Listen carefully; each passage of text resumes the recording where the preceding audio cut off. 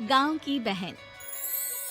फूलमती काकी, अंजलि दीदी के लिए शहर से फोन आया है, जल्दी से भेजो दुकान पे, नहीं तो फोन कट जाएगा। हाँ हाँ बेटा, अभी भेजती हूँ। अंजलि बेटा, तेरे लिए शहर से फोन है, सब काम छोड़ के जल्दी जाके सुन ले, नहीं तो फोन कट जाएगा। हाँ माँ, अभी जाती हूँ, जरूर मीनाक्षी दीदी का फोन आया होगा। हाय अंजलि। नमस्ते दीदी, मेरा मतलब हाय, कैसी हो आप? यहाँ तो सब ठीक है। मामा मामी कैसे हैं? तू कैसी है? मेरे तो एग्जाम्स होने वाले हैं, हर रोज कॉलेज जाना पड़ता है, lectures, extra classes, private coaching. ओ मैं तो इतना थक जाती हूँ, क्या बताऊँ।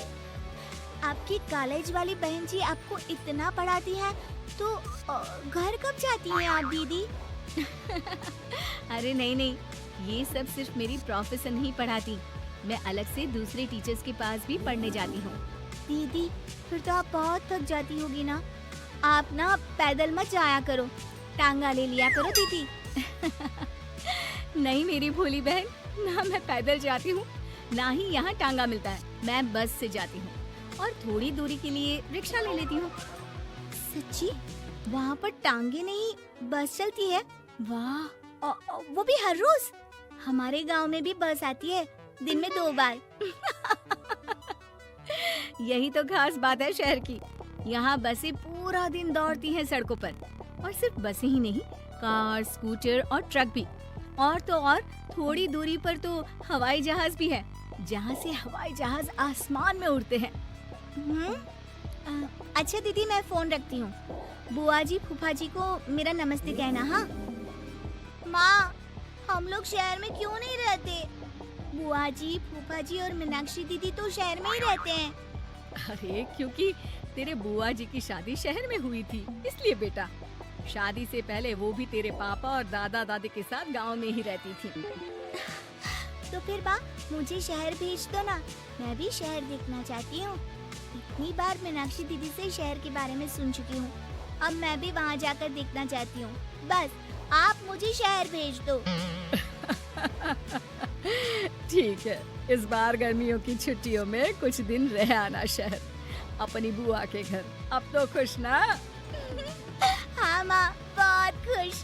आप देखना, मैं शहर जाके कितने मजे करती हूँ। अंजलि अगले दिन स्कूल जाती है और वहाँ अपने सारे दोस्तों को अपने शहर जाने की बात बताकर चिढ़ाती है। अरे श्रद्धा, शीतल, सरोज, तुम लोग इन गर्मियों की छुट्टियों में कहाँ जा रही हो?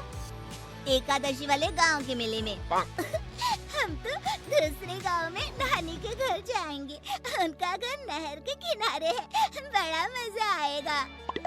हम इस बार कहीं नहीं जा रहे, बल्कि हमारे घर में रहने के लिए मेहमान आएंगे। और तू? अरे मेरा क्या है, मैं तो बस पास वाले शहर जा रही हूँ, अपनी बुआ जी के घर, वहीं रहूंगी कुछ दिन। तुम लोग चिंता मत करना, मैं चिट्ठी लिखूंगी तुम सबको वहाँ से। पापा मुझे तो चक्कर आ रहे हैं, जी घबरा रहा है। बेटा शहर आने की जिद भी तो तूने ही की थी, अब पहली बार बस में चढ़ी है तो यही होना था, भुगतो। अरे मामा जी, अंजलि, आप लोग आने से पहले बता तो देते, मैं लेने आ जाती बस स्टैंड तक। आओ आओ भैया, आओ बेटी अंजलि। माँ बुआ जी कैसे हैं वहाँ, और भाभी कैसी हैं? सब ठीक है, बस अंजलि जिद कर रही थी कुछ दिन आप लोगों के साथ रहने की, सो छोड़ने आ गया। दीदी आप मुझे शहर घुमाने ले जाओ ना, मुझे भी शहर देखना है। हाँ हाँ चल, तैयार हो जा जल्दी से। अंजलि तैयार होने जाती है और कुछ देर बाद जब बाहर आती है तो अरे ये क्या कर दिया तूने, मार्केट तक ही तो जाना है, इतनी डार्क रेड लिपस्टिक, इतने बड़े बड़े झुमके और चूड़ियां और चेहरे पर इतना सारा पाउडर। मेरी बहन ऐसे नहीं चलेगा, जा और ये सब हटा के आ। अरे कैसे, क्यों? मैंने शहर आने के लिए इतनी मेहनत से ये सब इकट्ठा किया था, और वैसे भी मैंने देखा है मोहल्ले की राधा काकी के टीवी पर एक फिल्म चल रही थी, उसमें हीरोइनें ना ऐसे ही तैयार होकर जाती है घूमने। सब पता है मुझे, मैं तो ऐसे ही जाऊंगी दीदी। अंजलि शहर की चकाचौंध को देखकर बहुत हैरान और खुश होती है। ऊंची ऊंची इमारतें, सड़क पर दौड़ती गाड़ियाँ, बड़ी बड़ी दुकानें, उसकी एक्साइटमेंट का ठिकाना नहीं था। दीदी, ये छोटा सा कमरा सड़क के किनारे क्यों रखा है? इसमें कौन रहता होगा? ये कमरा नहीं, पीसीओ है, पीसीओ। यहाँ पर लोग फोन करने आते हैं, सिक्का डालकर। ओह, हमारे गांव में तो दुकान पे ही जाते हैं बात करने। अच्छा चल, तुझे रेस्टोरेंट में खाना खिलाने ले चलती हूँ।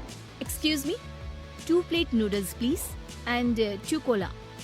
मीनाक्षी को ऑर्डर प्लेस करते हुए अंजलि बहुत ध्यान से देखती है और थोड़ी ही देर में ऑर्डर लेकर वेटर आ जाता है और खाना टेबल पर रख देता है। अरे, ये लंबी लंबी सेवइयाँ खाते कैसे हैं दीदी? और इसके साथ कोई अचार, प्याज, मूली कुछ भी नहीं दिया, बस ये छोटा सा पेट खुजाने वाला दे दिया है। गांव में तो छोटे छोटे चावल ही होते हैं जो कि हाथ से ही खा लेती हूँ। अब इसे कैसे खाऊं दीदी?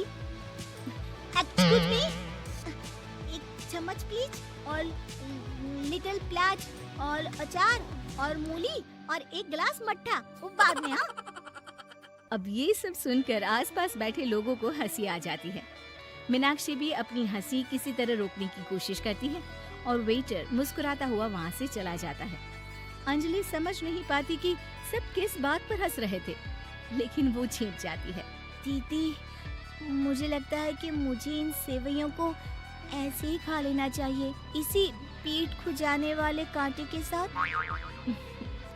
एक काम कर, तू मुझे खाते देख, जैसे मैं खाऊं तो भी वैसे ही खा ले। ठीक है दीदी। अंजलि खाते खाते नूडल्स में सिरका ज्यादा डाल देती है, फिर ऊपर से नमक दानी से खेलते हुए काफी नमक भी अनजाने में छिड़क लेती है। अरे, ये क्या क्या खा लिया? अरे हाय हाय, कितना कड़वा है। पानी पानी, ये काला शरबत ही पी लेती हूँ। और जल्दबाजी में अंजलि जल्दी जल्दी कोला पी लेती है, जिससे उसके नाक में झंझनाहट होती है। दीदी, मुझे ले चलो यहाँ से, मैं ये सब शहरी खाना नहीं खा सकती। अब शर्म के मारे मीनाक्षी अपनी बहन को वापस घर ले जाती है और कहती है कि देख अंजलि, माना कि शहर और गांव एक दूसरे से बहुत अलग है, लेकिन इसका मतलब ये नहीं कि हमेशा शहर ही बेहतर हो और उस वजह से हमें वो सब करना पड़े जो हम नहीं कर सकते। शहर में सहूलतें तो हैं ही, पर चुनौतियाँ भी हैं।